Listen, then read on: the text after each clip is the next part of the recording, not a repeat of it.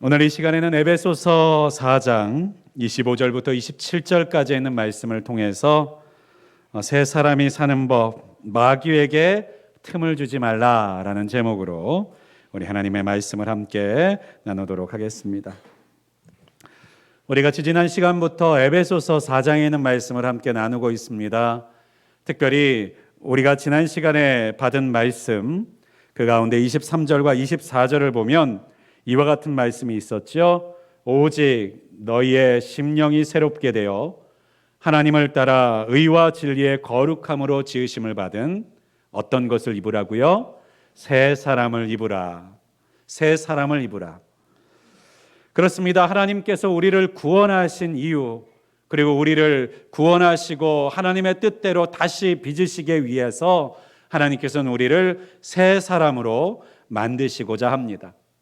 그래서 예수님께서도요, 우리 예수 그리스도를 믿는 사람들을요, 고쳐서 쓰시는 사람이라고 말하시지 않고요, 거듭난 사람이라고 표현하십니다. 여러분 들어보셨죠? 거듭난 사람.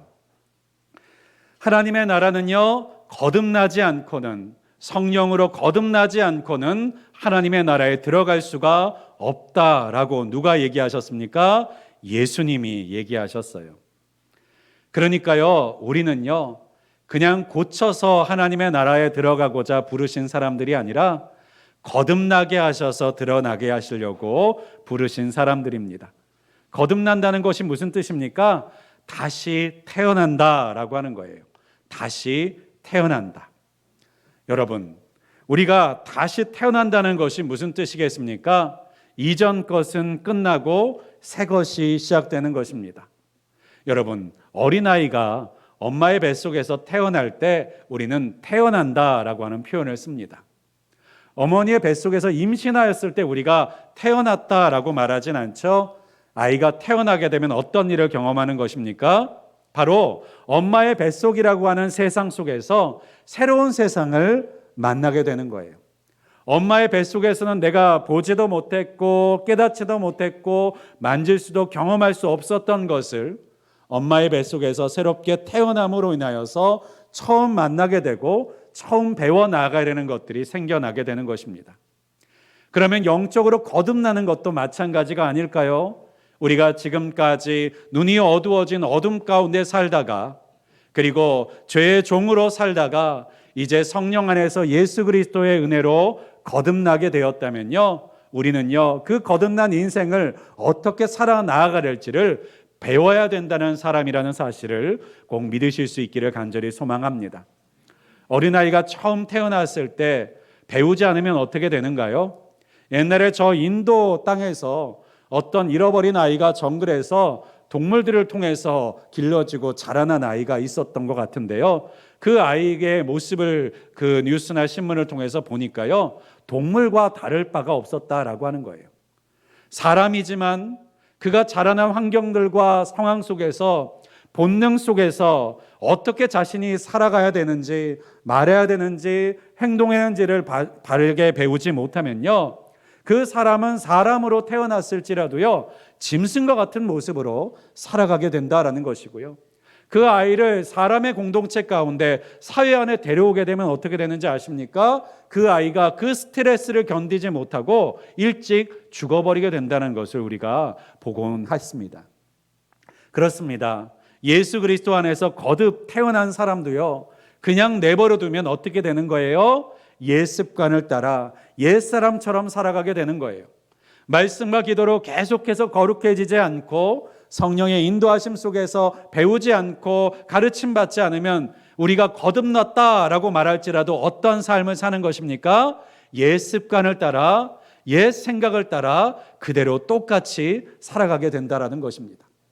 우리를 거듭나게 하신 하나님은 그래서 우리를 가르치시기를 원합니다. 바로 하나님의 사람답게 어떻게 살아갈지를 알려주시기를 원해요. 그래서 누구를 보내주신 거예요? 보혜사 되시는 성령 하나님을 우리에게 보내주십니다. 그렇습니다. 성령은 우리 안에서 날마다 말할 수 없는 탄식으로 우리를 위해서 말씀해 주십니다. 가르쳐 주십니다. 감동시켜 주십니다. 그리고 말씀을 깨닫게 하십니다. 이 성경의 말씀 가운데 하나님께서 어떠한 의도와 뜻으로 우리에게 들려주고 계시는지를 깨닫게 하신다라고 하는 거예요. 사랑하는 여러분, 우리 늘빛교회에 있는 우리 모든 성도들이 예수 그리스도 안에서 분명하게 거듭나신 분들이 되신 것을 확신하시기를 주님의 이름으로 간절히 축원드립니다. 그리고 거듭나셨다면 그 거듭난 인생을 옛 습관을 따라 다시 돌아가는 인생이 아니라 하나님의 말씀과 뜻대로 그 삶을 살아 나아가시게 되시기를 주님의 이름으로 축복합니다. 그렇다면요, 오늘 본문에 있는 25절 이하에 있는 말씀은요, 어떤 말씀이냐? 바로 하나님 앞에서 거듭난 사람들이, 새 사람들이 어떠한 패턴으로, 어떠한 태도로 살아가야 되는지에 대해서 말씀해 주고 계시는 거예요. 그 중에 첫 번째는요, 오늘 25절입니다. 우리 25절을 한번 한 목소리를 함께 읽어보겠습니다. 그런즉 거짓을 버리고 각각 그 이웃과 더불어 참된 것을 말하라. 이는 우리가 서로 지체가 됨이라. 아멘. 우리 하나님께서 우리에게 들려주시는, 새 사람에게 주시는 첫 번째 명령이 무엇이냐면요, 거짓을 버리고 각각 그 이웃과 더불어 참된 것을 말하라 라고 하는 거예요.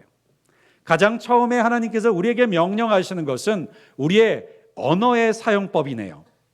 우리 어린아이가 처음 태어나면 말을 배워가는 것처럼요, 하나님의 사람으로서 새 사람으로 거듭난 사람들을 하나님께서 우리에게 어떤 것을 변화시키기를 원하시느냐? 언어를 변화시키기를 원하십니다.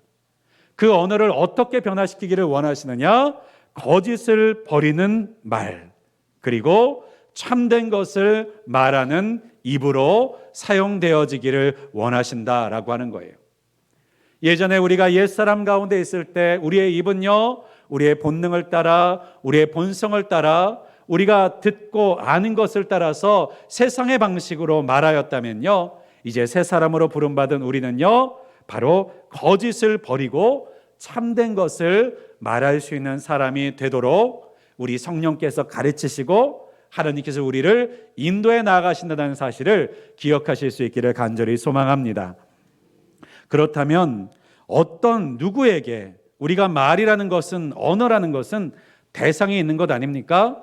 누구에게 그렇게 말하고 누구에게 거짓을 버려서 말해야 되는가? 오늘 25절을 보니까요, 각각 그 이웃과 더불어 라고 말씀합니다. 각각 그 이웃과 더불어. 여러분, 성경 가운데 이웃이라는 단어가 많이 나옵니다. 그런데 이 이웃은요, 누구를 가리키는 것일까요? 때로는 어떤 사람들은요, 모든 인류, 범인류를 이웃이라고 표현하시는 분들이 있습니다만, 성경에서는요, 그렇게 포괄적인 대상만을 이웃이라고 표현하지 않습니다. 많은 경우에는요, 한정된 대상을 이웃이라는 표현을 써요. 특별히 이 이웃이라는 표현은요, 헬라어로 플레시온이라고 하는 단어를 씁니다. 이 플레시온이라는 뜻은요, 친구라고 하는 뜻이에요. 그러니까 내가 만나보지도 못한, 알지도 못한 인간이기만 하면 누구나라고 하는 뜻의 이웃이라는 뜻이 아니라 친구라는 거예요. 이 친구라는 뜻의 본 원어의 뜻은요, 가까이에 있는 이라고 하는 뜻입니다. 그러니까 이웃은요, 가까이에 있는 사람입니다. 그리고 관계를 맺고 있는 친구예요. 더 나아가서는 이 이웃을 오늘 25절에서는 뭐라고 표현하고 있느냐? 25절 마지막 절을 보세요. 이는 우리가 서로 무엇이 됨이라? 지체가 됨이라 라고 말씀하고 있습니다. 여러분, 지체가 뭡니까? 제가 사람이라면요, 사람이죠. 이 손이 저의 지체입니다. 그리고 제가 딛고 있는 이 다리가 저의 지체예요. 제 눈도, 코도, 입도 저의 지체입니다. 저를 이루고 있는 부분들입니다. 그런데요, 하나님께서 성령 가운데 이 지체라는 표현을 사용하실 때 같은 에베소서 다음 장인 5장 30절에 보면 이와 같은 말씀으로 하십니다. 우리는 그 몸의 지체임이라. 그 몸의 지체임이라. 그럼 여기서 그 몸은 누구의 몸일까요? 예수 그리스도이십니다. 그러니까 우리는 어떤 지체입니까? 예수 그리스도의 지체라고 말씀하시는 거예요. 영적으로 누구의 몸, 누구의 지체라고요? 예수님의 지체, 예수님의 몸이라는 뜻입니다. 이것을 더 선명하게 고린도전서 6장 15절에는 이렇게 말씀합니다. 너희의 몸이 그리스도의 지체인 줄을 알지 못하느냐. 우리가요, 그냥 우리의 몸인 줄 알았고 우리의 지체인 줄 알았더니 우리가 누구에게 접붙어 있는 사람입니까? 예수님의 몸에 접붙어 있는 사람이라고 성경에서 우리에게 말씀하고 있는 거예요. 그렇습니다. 우리가 하나의 지체라는 표현은요, 그러니까 나를 중심으로 말하고 있는 것이 아니군요.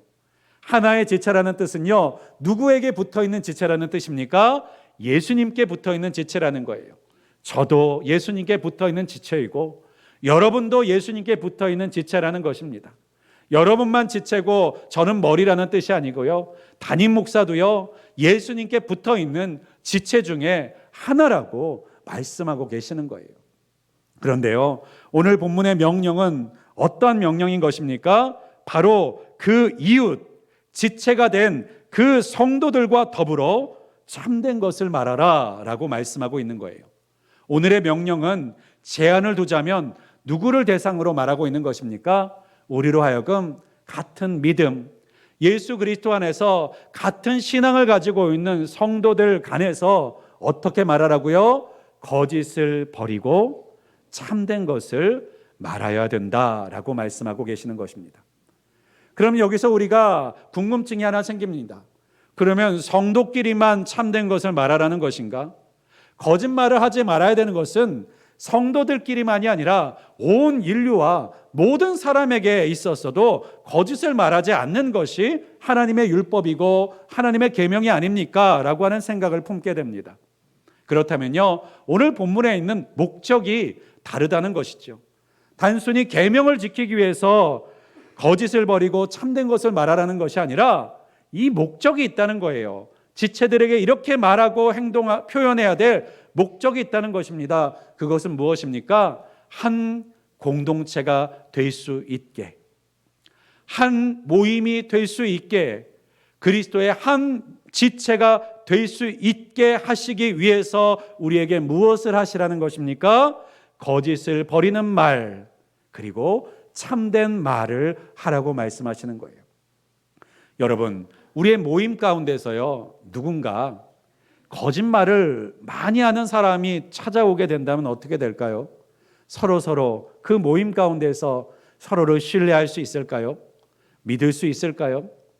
자신을 사기치는 마음을 가지고 포장하기만 하고 진실을 된 말을 하지 않는 사람이 우리의 모임 가운데 함께 있다면요, 우리의 모임은 한 모임이 될 수 있을까요? 한 마음이 될 수 있을까요? 어려울 것입니다. 우리가 한 가정 안에서도 가족들끼리 서로가 서로를 속이거나 감추게 되면 서로에 대한 신뢰가 무너지는데, 하물며 피도 섞이지 않은 교회의 성도들이 예수 그리스도를 믿는다는 것 하나만으로 모여서 한 공동체를 이루어 나아갈 때에 우리 가운데 가장 중요하고 깨어지지 않아야 되고 필요한 것이 무엇입니까? 그것은 바로 서로와 서로를 향한 신뢰라고 하는 것이에요. 여러분, 예배를 들어왔는데 혹시 누가 내 성경책을 훔쳐가지는 않을까? 내가 이 든 가방을 누군가 몰래 지갑을 가져가지는 않을까? 내가 예배를 드리고 있는데 갑자기 내 뒤에서 누군가 내 뒤통수를 치지는 않을까? 이런 두려움과 걱정을 가지고 예배하고 있다면 우리가 하나의 공동체, 한 지체, 한 몸이라고 표현할 수가 있겠습니까? 하나님께서는 우리를 온전한 예수 그리스도 안에 지체가 되기 위한 중요한 조건 중에 하나로 우리에게 이렇게 말씀하시는 것입니다. 거짓을 버리고 참된 것을 말하여서 서로가 서로에게 신뢰할 수 있는 존재가 되어 주도록 명령하고 계시는 거예요. 그러한 공동체, 그러한 우리 늘빛교회가 될 수 있기를 주님의 이름으로 간절히 축원드립니다. 특별히 거짓을 버리라고 하는 이 표현은요, 거짓말을 하지 말아라 라고 하는 말만을 뜻하고 있지 않습니다. 오늘 본문에 거짓이라는 헬라어의 뜻을 원어를 찾아보면요, 유사하다라고 하는 뜻을 가지고 있어요. 유사하다. 유사하다는 것이 무엇입니까? 진짜랑 비슷하다라고 하는 뜻이에요. 여러분, 교회 안에서는 뭣도 피해야 된다는 거예요? 진짜와 비슷한 것도 피해야 된다라는 거예요. 이 진짜와 비슷한 게 뭐예요? 우리가 여자분들이 맨날 하는 화장과 같은 것이죠. 원래의 모습이 아니라 화장된 모습을 보여주는 것, 그렇다고 화장하지 말고 오라는 뜻이 아닙니다. 오해하시지 않으시고 이해하고 들으시길 바랍니다. 우리가 비슷한 모습으로가 아니라 진정한 모습으로 서로서로의 교제가 이루어질 수 있는 공동체가 되기를 원하시는 것이 우리 주님의 마음이라는 거예요. 제가 지금까지 교회를 목양하면서 여러 소그룹들과 공동체를 봅니다. 그런데 그 소그룹들마다요, 어떤 소그룹들은요 표면적으로만 모이는 공동체가 있고, 어떤 소그룹은요 정말 그 마음 가운데 있는 것들을 남김없이 깊이 있는 것까지, 어쩌면 부끄러운 것까지도 함께 나누는 공동체들이 있어요. 그러한 나눔이 있는 공동체들을 바라보면요, 저의 입에서는 절로 그러한 말이 나옵니다. 야, 세상의 형제 자매들보다 낫다. 세상에 피를 나눈 형제와 자매들보다도 더 낫구나라고 하는 생각이 드는 거예요. 그러한 말이 저절로 나오는 공동체와 모임들이 있더라는 것입니다. 여러분, 그러한 공동체가 어떻게 만들어집니까?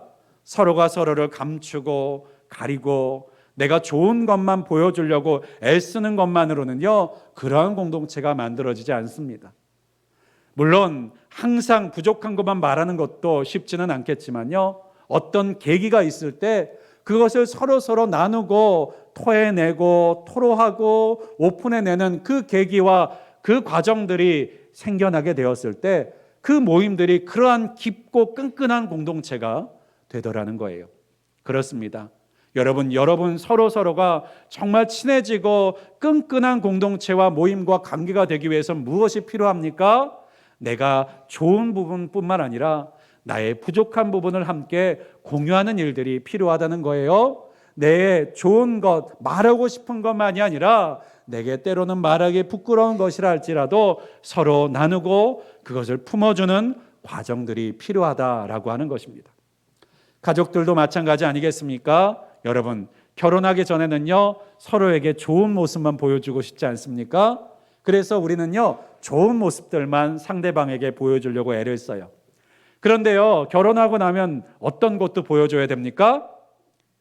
내가 부족한 모습도 온전하지 못한 모습도 보여줘야 돼요. 그런데요, 그와 같은 모습을 보여주고 그와 같은 모습이 수용되고 그와 같은 모습이 이해되어야지만 무엇이 되는 것입니까? 진정한 가족이 되는 것이죠. 진정한 공동체가 될 수 있는 것이죠. 그런데 여러분, 우리가 왜 우리의 입에서 참된 것을 말하지 않고 유사한 것, 포장된 것, 거짓된 것을 말합니까? 우리 마음 가운데 자신이 없기 때문이에요. 우리가 우리의 부족한 모습을 보이면 내가 지금 누리고 있는 사랑을 잃어버릴까 봐, 내가 지금 가지고 있는 존경을 잃어버릴까 봐, 내가 가지고 있는 사람들이 나를 향한 시선들을 잃어버리게 될까 봐 우리는 두려워하는 마음 때문에요, 우리의 연약한 모습들을 드러내지 못하고 자랑할 것만 포장하거나 부풀려서 말하게 될 때가 많이 있습니다. 이것을 우리가 어떻게 변화시킬 수 있습니까?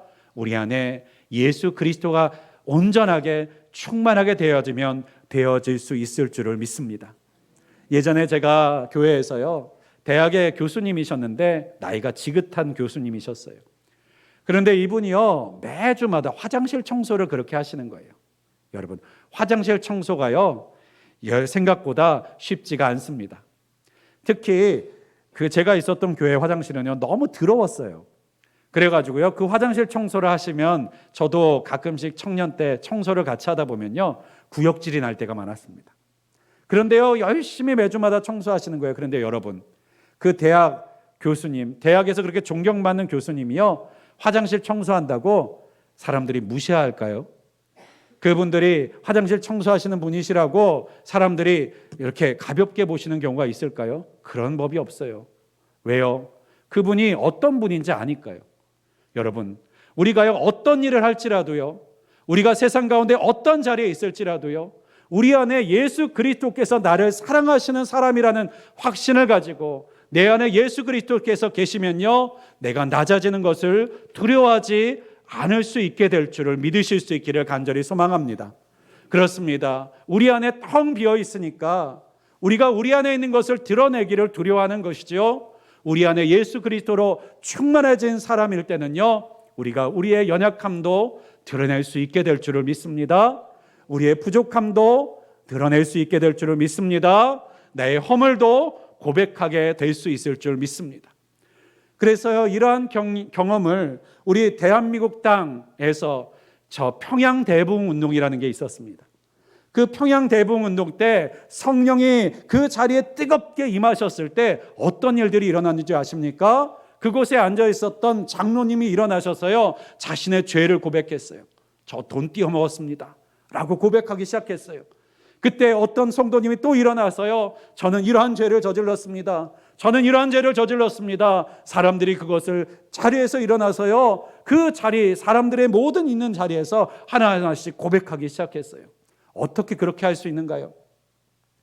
저 사람들이 내가 고백하고 나면 나를 어떻게 볼까? 나에게 손가락질할까? 이런 두려움이 있었다면요, 그들은 일어날 수 없었을 거예요. 그런데 그들 안에 그 시간 가운데, 그들의 심령 가운데 무엇으로 가득 차 있었던 거예요? 주님으로 가득 차 있었던 거예요. 성령으로 가득 차 있었던 거예요. 내 죄를 말할지라도, 내 허물을 말할지라도 내 안에 주님이 계시면 나는 여전히 주님 앞에 사랑받는 자들이고, 사람들이 내가 손가락질할지라도 나를 사랑하시고 이렇게 죄를 토로하고 고백하는 나를 인정해 주시는 하나님만 있으면 된다 라고는 마음이 있으니까 그와 같은 결단과 그와 같은 모습들을 보여줄 수 있었던 것이죠. 사랑하는 여러분, 우리 안에 날마다 성령의 충만함 가운데서요, 내가 애써 포장한 것으로 나를 높이려는 자가 아니라 내 안에 나를 사랑하시고 나를 인정하실 하나님으로 인하여서 낮아지지 않으실 수 있는 저와 여러분이 되실 수 있기를 주님의 이름으로 간절히 축원드립니다. 더 나아가서는 내 안에 나를 사랑하시는 주님 때문에 내가 낮아지는 자리에 갈지라도 내가 낮아지지 않는다는 사실을 확신하면서 그 낮아짐을, 스스로 낮아지는 것을 두려워하지 않는 자가 되실 수 있기를 주님의 이름으로 간절히 축원드립니다. 또 한 가지 우리에게 요구하시는 하나님의 명령, 두 번째는요, 26절에 있는 말씀입니다. 26절 함께 한번 읽어볼까요? 분을 내어도 죄를 짓지 말며 해가 지도록 분을 품지 말고. 아멘. 두 번째 이 말씀은요, 직역을 하면요, 이와 같은 표현입니다. 분을 내어라, 하지만 죄를 짓지 말아라 라고 하는 뜻이에요. 여러분, 우리의 생각으로는요, 아니 분 내는 것 그 자체가 죄 아닙니까? 라고 생각하시지만요, 성경은 우리에게 말씀하고 계십니다. 분노라고 하는 이 감정은요, 그 감정 그 자체로는요, 죄가 아니라고요. 그러니까 여러분, 예수를 믿는 사람들은요, 희노애락을 강제적으로 절제하고 강제적으로 제거하고 강제적으로 드러내야 되는 것이 아니라는 것을 여러분 기억하시기를 바랍니다. 여러분, 우리 안에 주신 감정은 누가 주신 감각입니까? 하나님이 주신 감각이에요. 여러분, 건강한 기쁨, 건강한 즐거움, 건강한 슬픔, 그리고 건강한 분노도 우리 안에 분명히 있어야 할 것이라는 것을 여러분 잊지 않으시기를 바랍니다. 이것을 해도 아무 감정이 없고 저것을 해도 아무 감각이 없으면 그 사람은 뭐예요? 둘 중 하나지요. 죽은 사람이거나 사이코패스거나. 여러분, 여러분의 감각을 절제하고 무디게만 만들고자 애쓰시는 것이 아니라 건강한 감각으로 만드실 수 있기를 주님의 이름으로 간절히 축원드립니다. 그 가운데 특별히 이 분노라고 하는 감각을요, 하나님께서는 우리 가운데 없어야 될 감각이라고 말씀하지 않으세요. 또 오늘 26절의 말씀에 보면요, 분을 내어라 라고 하는 이 대상이 누구예요? 성도입니다. 여러분, 성도들의 모임입니다. 교회입니다. 여러분, 그러니까 이 말은요, 조금 충격적이게도 무슨 말입니까? 교회 안에서도 뭐가 생길 수 있다? 분노가 생길 수 있다. 여러분, 우리 늘빛교회가 천국 같은 공동체를 할지라도요, 여러분 가운데서 혹시 분노가 일어나거든 이상히 여기지 마십시오. 분노도 일어날 수도 있습니다. 아니, 분노가 어떻게 일어날 수 있어? 이렇게 생각하지 마시고 분노도 일어날 수 있어요. 또 설교를 들으면서 저 목사는 왜 이렇게 설교를 오래 해? 하면서 분노가 일어나실 수도 있습니다. 저도 이해합니다. 그 분노가 있을 수도 있습니다. 그런데요, 이 분노가 일어나는 것이 중요한 것이 아니고요, 이 분노를 어떻게 사용하고 다스리느냐가 문제라는 거예요. 그래서 오늘 26절에는 말씀에서는요, 앞선 분을 내어도 라는 표현과 뒤에 분을 품지 말고 라고 하는 이 단어의 분이라는 단어가요, 다른 단어를 쓰고 있다는 거예요. 그러니까요, 감정적으로 우리 가운데 찾아오는 분과 우리가 제대로 다루지 못해서 우리 가운데서 왜곡된 분노는요, 그 성격이 다르다라고 하는 거예요. 이와 비슷한 것이 성경에는요, 음욕이라는 것이 있습니다. 여러분, 음욕이라는 것은요, 우리 안에서 전혀 들어오지 말아야 될 것이라고만 우리가 생각할 때가 있습니다만요, 성경 가운데서요, 아름다운 것을 보고 그리고 그것을 좋아하고 기뻐하고 그것을 갖고 싶어하는 마음, 그것은요, 죄가 아닙니다. 그런데 뭐가 문제인 거예요? 그것을요, 우리가 잘못된 방법과 잘못된 생각으로 사용해 나아가는 것이 문제라는 거예요. 여러분, 저는 그런 말을 못합니다만 우리 계정 목사님은 그 표현을 참 잘하십니다. 보실 때 이렇게 잘생긴 사람을 보신 적이 있냐는 얘기를 할 때 제가 저도 언제 한번 써먹어야지라고 생각했는데, 저는 아직 얼굴이 덜 두꺼운 것 같습니다. 못하겠어요. 근데 여러분, 우리 계 목사님처럼 잘생긴 사람을 여러분 보시면 어떤 마음이 들겠습니까? 정말 잘생겼다. 어떤 분들은 이렇게 말할 수 있어요. 야, 저런 거 한번 살아봤으면 좋겠다. 이런 생각이 들 수도 있지 않겠습니까? 여러분, 근데 이러한 마음이 드는 것 자체가 죄가 아니라는 거예요. 뭐가 근데 죄입니까? 오늘 본문에 있는 말씀에는요, 죄가 되는 방법을 말하고 있어요. 26절입니다. 해가 지도록 분을 품지 말고. 여러분, 뭐를 하지 말라고 말씀하고 있습니까? 품지 말라고 말씀하고 있는 거예요. 이 품다가 무엇이냐? 마치 암탉이요, 그 알을 품는 것과 같은 것이 바로 품다라고 하는 거예요. 그것을 품으면 어떻게 될까요? 이제 3주 정도가 지나면 무정란이 아니고서는 어떤 일이 벌어집니까? 병아리가 태어나게 되겠죠. 품지 않고 그대로 두면요, 유정란이라 할지라도요, 병아리가 되지는 않습니다. 그렇습니다. 그 알을요, 품을 때 그 결과물이 나타나게 되는 거예요. 여러분, 우리의 분노라는 감각은요, 그 자체로 죄가 아닙니다. 그런데 그 분노를요, 계속해서 우리 가운데서 품고 있으면요, 그것을 계속해서 되뇌이면요, 우리의 죄된 상상력을 가지고 그 사람을 어떻게 죽일까, 어떻게 벌 줄까, 어떻게 골탕을 먹을까, 우리 속에서 계속해서 회전하고 상상하고 시뮬레이션하는 것을 통해서 그것이 무엇이 된다는 것입니까? 죄가 된다는 거예요. 음욕도 마찬가지입니다. 야, 저 사람 잘생겼네. 저 사람 너무 예쁘다. 이렇게 말하고, 야, 저 사람과 한번 같이 살아봤으면 좋겠네 하는 것까지, 네, 죄는 아닙니다. 그런데요, 그 마음이 우리 가운데 품어질 때 문제가 생긴다는 거예요.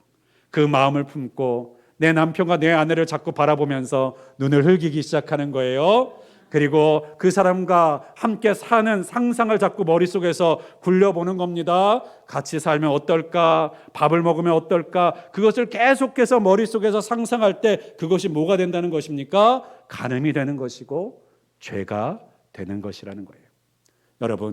여러분 가운데 찾아오는 죄의 씨앗이 될 수 있는 그 모든 것들을 품지 않으실 수 있기를 주님의 이름으로 간절히 축원드립니다. 그러한 생각이 우리의 마음 가운데 들어오면, 그래서 우리는 어떻게 해야 됩니까? 날마다 예수 그리스도의 보혈로 그것이 우리 가운데서 품어져 있지 않을 수 있도록 씻어내야 된다는 거예요. 마치 우리 안에서 잡초를 뽑아내듯이, 우리 안에서 돌을 골라내듯이, 그 농사 짓는 사람들이 그 마음을 기경하듯이 우리의 마음들을 계속해서 그런 것들이 나타날 때마다, 보일 때마다 털어낼 수 있기를 주님의 이름으로 간절히 축원드립니다. 품지 않으실 수 있기를 간절히 소망합니다. 오직 우리 안에서 품는 것은 주를 사랑하는 마음만 품으실 수 있기를, 새 사람 된 모습으로 우리의 공동체를 살아가는 소망만, 사명만, 그리고 비전만 품으실 수 있기를 주님의 이름으로 간절히 축원드립니다. 그래서요, 오늘 이 모든 것들을 왜 우리에게 말씀하고 계시느냐? 마지막 27절입니다. 우리 27절을 함께 한번 읽어볼까요? 함께 읽겠습니다. 마귀에게 틈을 주지 말라. 아멘. 마귀에게 틈을 주지 말라. 여러분, 이 말씀은요, 그저 개인의 인격을 위해서 주시는 말씀만이 아닌 거예요. 그저 너는 입에서 참된 말을 하는 사람이 되라, 그러한 개인이 되라 라고 하는 말씀이 아니에요. 분을 품때 해가 질 때까지 품는 사람이 되지 말아라 라고만 말씀하시는 개인의 인격, 개인의 성품, 개인의 삶의 태도에 대해서만 말하는 것이 아닙니다. 이것은 우리가 다른 이웃과 어떤 모습으로 관계를 맺고 살아가야 되는지를 가르쳐 주시는 말씀이라는 거예요. 여러분, 우리 초등학생부터 물론 유치원 때부터 철저하게 다니는 애들도 있지만요, 여러분, 학교를 왜 보냅니까? 여러분, 우리의 자녀들, 우리 다음 세대들을 학교에 보내는 이유가 단순히 공부를 가르쳐주기 위함인가요? 단순히 공부만 가르치기 위한 것이라면요, 여러분, 학교보다는 학원이 더 낫습니다. 때로는 사람을 붙여서 공부를 가르치는 것이 더 낫고, 학교를 다니기보다는 어쩌면 검정고시가 시간을 더 아낄 수 있는 방법일 수도 있어요. 그런데 우리가 왜 자녀들을 학교에 보내고 싶어 합니까? 학교는 공부만 배우는 곳이 아니기 때문인 것이죠. 바로 학교라는 공동체를 통해서, 학교라고 하는 선생님으로부터 보호되고 있는 그 장소를 통해서 무엇을 배웁니까?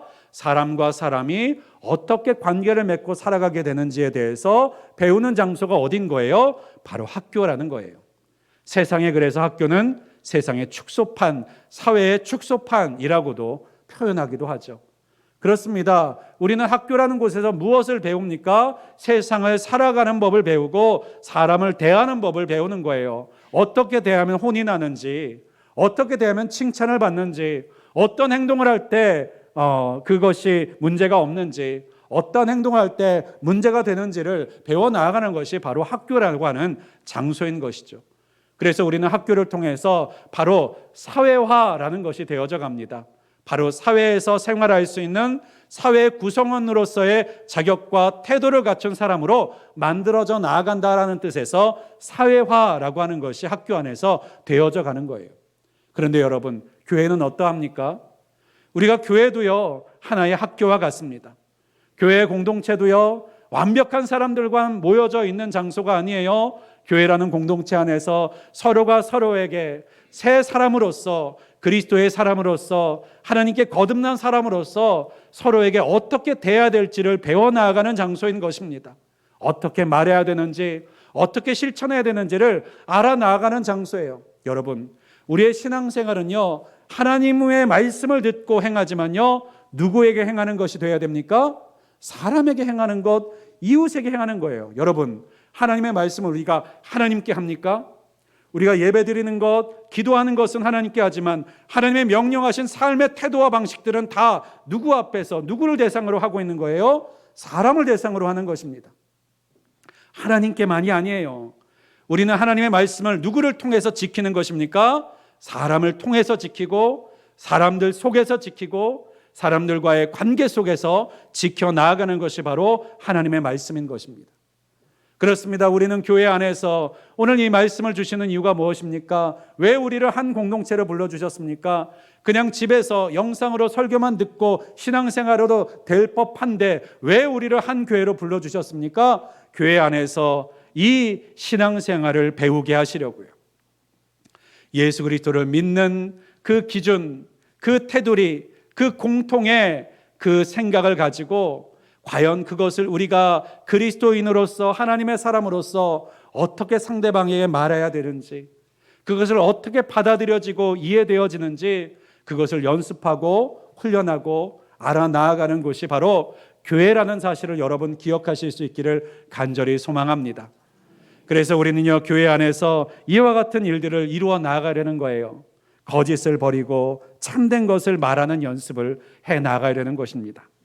분을 내어도 죄를 짓지 않을 수 있도록, 해가 지도록 품지 않는 것을 연습하고 훈련하는 장소가 바로 우리의 교회가 되어야 되는 것이고, 또 우리의 작은 교회라고 할 수 있는 가정이 되어야 될 줄을 믿습니다. 이 모든 것들이 무슨 목적이에요? 27절 방금 말씀드린 대로 마귀에게 틈이 타지 않게 위한 목적입니다. 여러분, 이 틈이라는 단어를 원어에서 찾아보고 번역에서 찾아보면요, 여러 가지 뜻이 있어요. 기회라는 뜻도 있고요, 발판이라는 뜻도 있습니다. 그러니까요, 이러한 모습들, 이러한 것을 지키지 않는 모습이 우리 가운데서 무엇을 만드는 거예요? 마귀에게 기회를 만들어준다는 것입니다. 마귀에게 발판을 만들어준다는 것이에요. 무엇을 위한 발판이요? 공동체를 깨어지게 만드는 발판, 관계를 깨어지게 만드는 발판, 새 사람이지만 새 사람으로 살아가지 못하도록 만드는 기회를 만드는 통로가 바로 이와 같은 일들이 되어질 수 있다라고 하는 것입니다.